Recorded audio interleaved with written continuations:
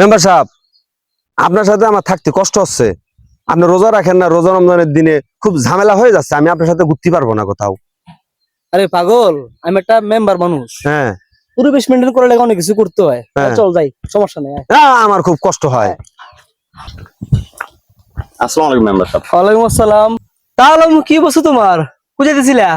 আসলে মেম্বার সাহেব তেমন কিছু না, আমার বাসায় সন্ধ্যার ইফতার আয়োজন করছিলাম, আপনার বাসায় যাইতেছি দাওয়াত দেওয়ার লেগে। আচ্ছা ভাই, আপনি কি শুধু ওই রোজাদারদের জন্য দাওয়াতের আয়োজন করছেন, না ওই কি বলে যে যারা রোজা রাখে না তাদের জন্য আয়োজন করেছেন?